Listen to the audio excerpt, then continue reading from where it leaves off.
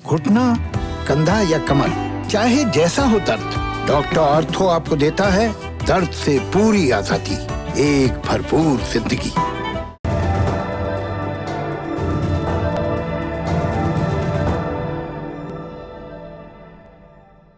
नमस्ते, मेरा नाम सौरभ द्विवेदी है और ये लल्लन टॉप का अंतर्राष्ट्रीय खबरों का बुलेटिन दुनियादारी है। आप कहेंगे इतना खींच के काहे बोल रहे हो? काहे से कि काम बहुत हो गया, मतलब वीकेंड पर भी काम कर रहे थे, पटना गए थे, लौट आए हैं, फिर जाएंगे क्योंकि चुनाव है।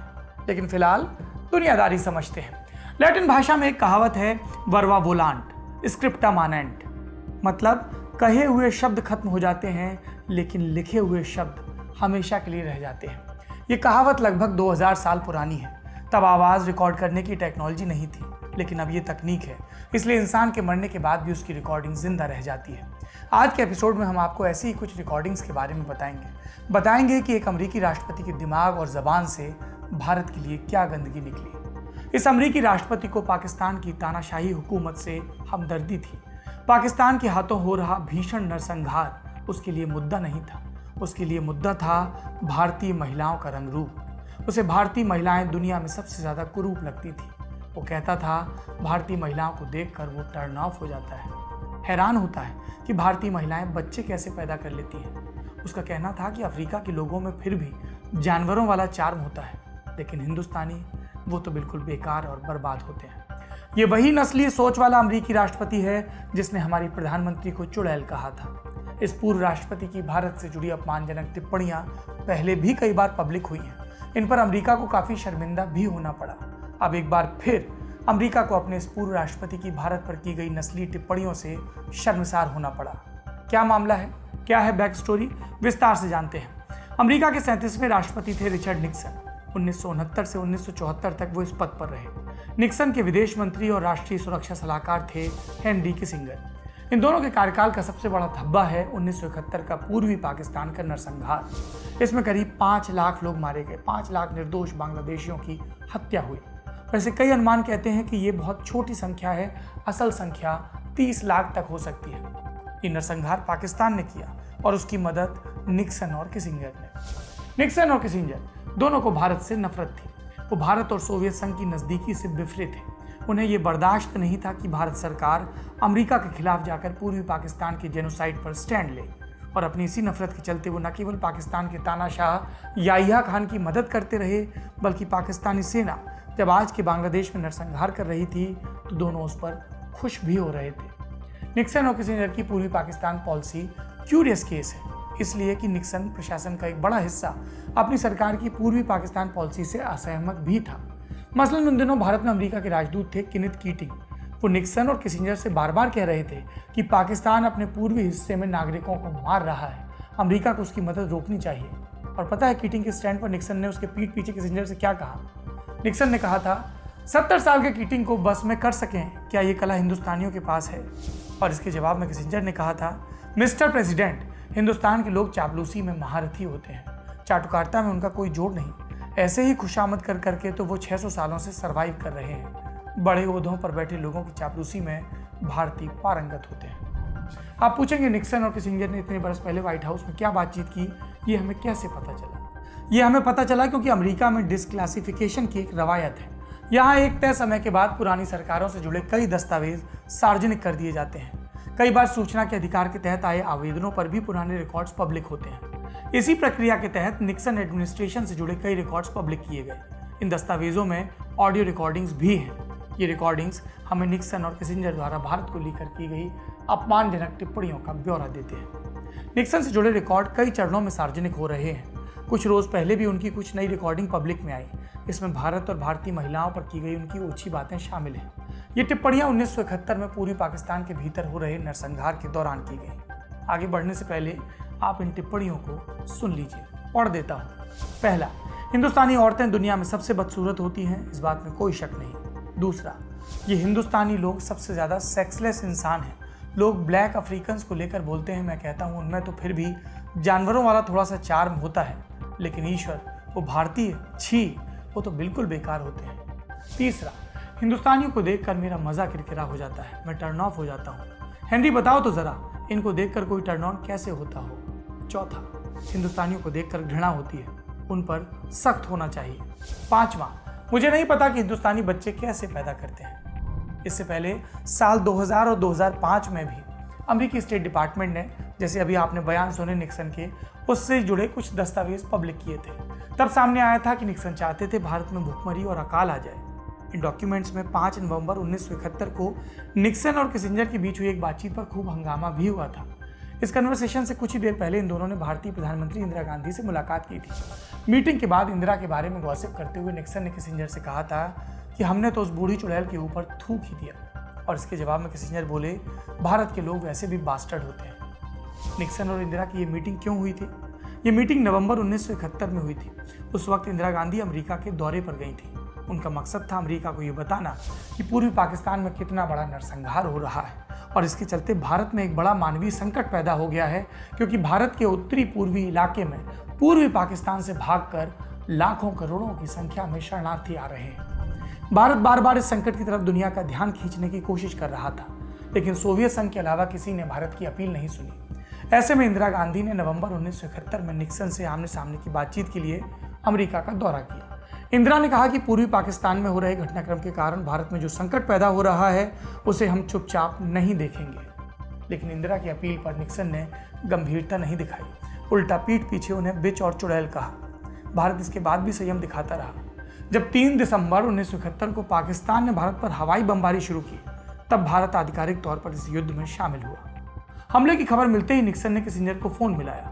निक्सन ने कहा कि हमने उस बिच, ये प्रधानमंत्री इंदिरा गांधी के लिए संदर्भ था, उस बिच को चेतावनी दी थी।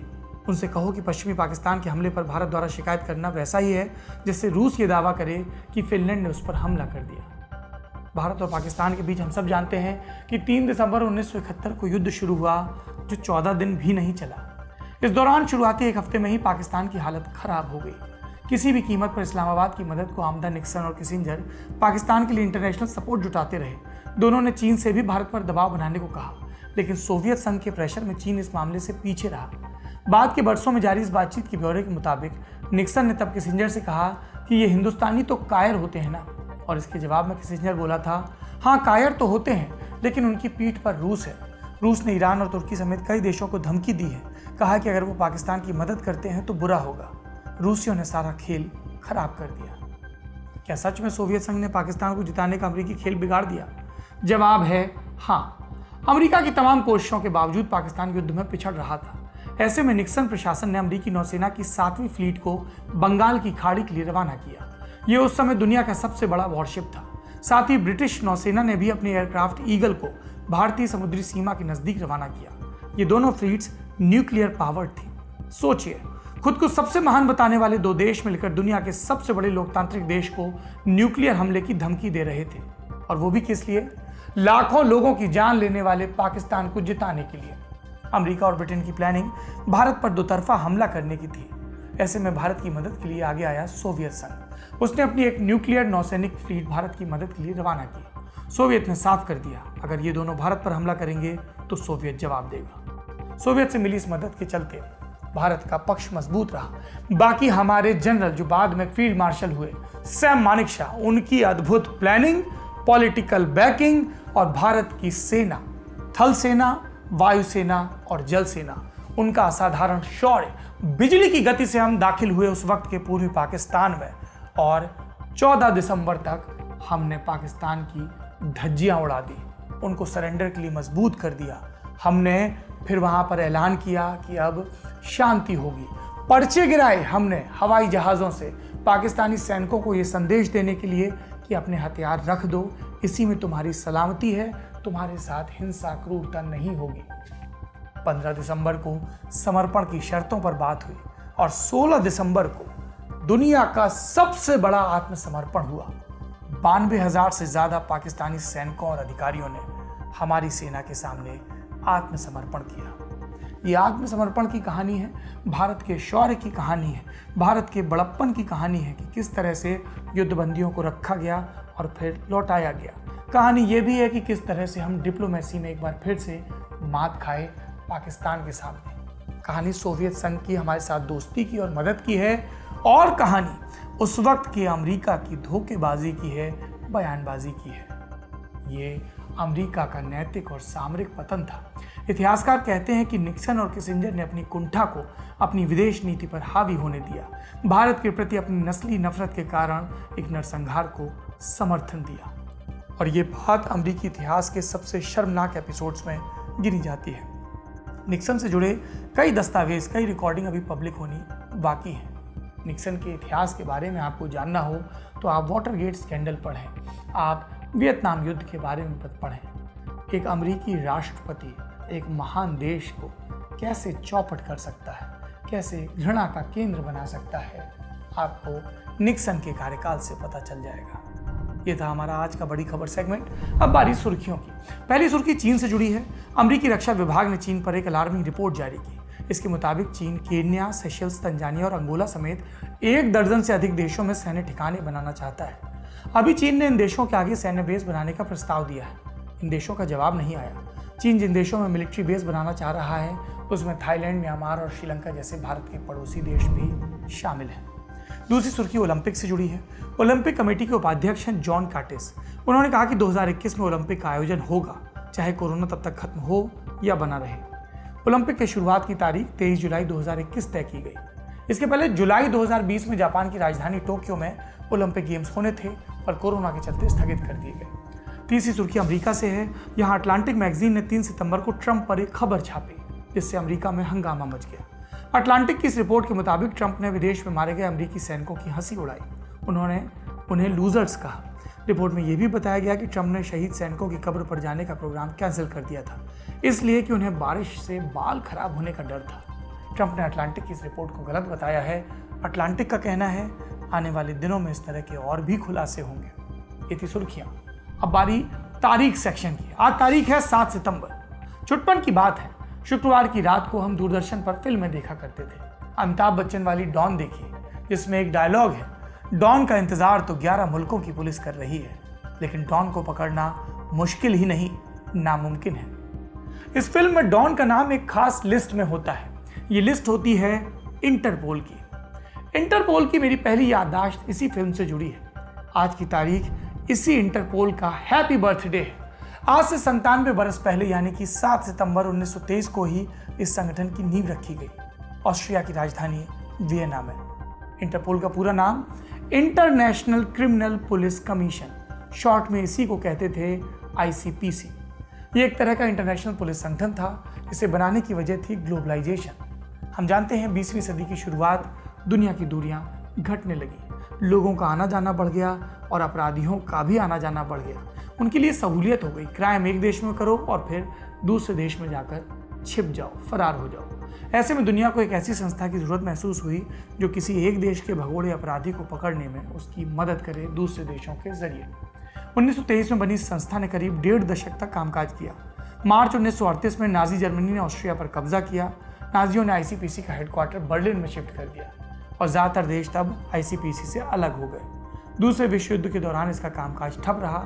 1945 में युद्ध खत्म हुआ और 1946 में बेल्जियम ने इस संस्था को जिंदा करने की कवायद शुरू की और अब की मुख्यालय बनाया गया फ्रांस में।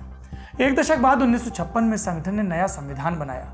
नाम भी बदलकर इंटरनेशनल क्रिमिनल पुलिस ऑर्गेनाइजेशन कर दिया गया। इसी नाम के इंटरनेशनल शब्द से उठाया गया इंटरवर्ल्ड और पुलिस से आया पोल, और दोनों को मिलकर संस्था का नाम हुआ, प्रचलित नाम हुआ इंटरपोल।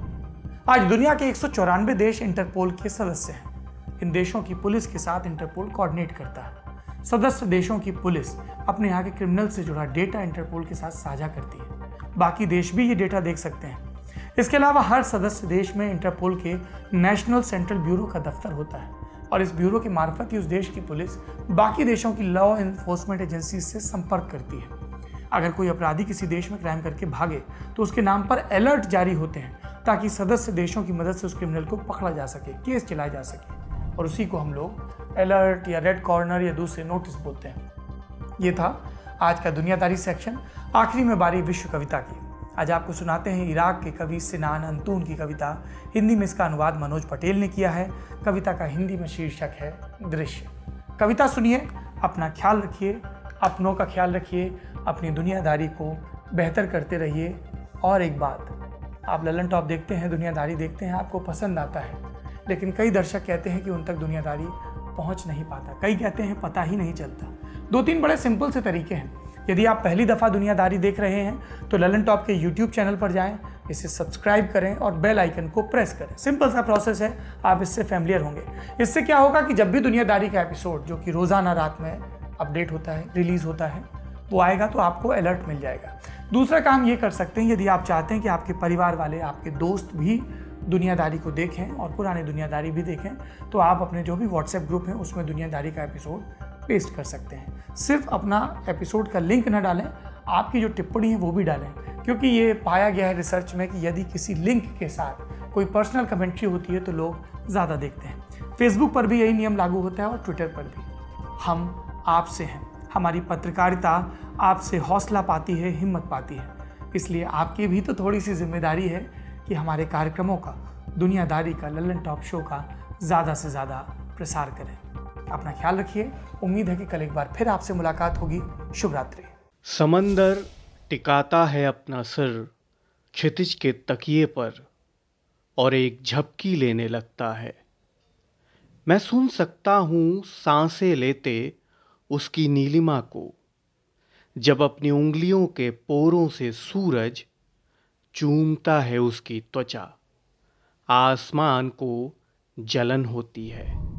कसर रह गई हमारी कोशिशों में, कसक रह गई कि देश जितना बेहतर, जितना महान हो सकता था, हो नहीं पाया। और एक कसम रह गई कि देश का जो कर्ज है उसे थोड़ा बहुत तो उतारना है। भावुकता का लबादा ओढ़कर बोलता तो यूं बोलता, लेकिन बात सीधी है तो सच्चे ढंग से आप तक कही जानी है। लल्लन टॉप लेकर आया है एक नया प्लेटफॉर्म, तेरा तुझको अर्पण। ये प्लेटफॉर्म उन सब भारतवासियों के लिए है जो भारत से दूर किसी दूसरे देश की जमीन पर हैं, कभी पढ़ाई के लिए, कभी नौकरी के लिए। ये उन सब भारतवंशियों के लिए भी है जिनकी पहचान का हिस्सा ये महान देश है, लेकिन कुछ कसर और कसक है। तो आइए कसम खाएं कि देश को बेहतर बनाएं। हमें आपसे चाहिए आपके हिस्से का ज्ञान, जो आप लल्लन टॉप के जरिए अपने देशवासियों के साथ साझा करें। ये मस्ती के पल भी हो सकते हैं जब आप कहीं घूमने जाएं और आपको लगे कि सिर्फ मेरे यार दोस्त और परिवार वाले ही क्यों, पूरा देश जाने इन नायाब चीज़ों के बारे में। ये पॉलिसी से जुड़ा, ज्ञान से जुड़ा कोई मसला हो सकता है। तो आइए और लल्लन टॉप की इस नई पेशकश तेरा तुझको अर्पण का हिस्सा बनिए।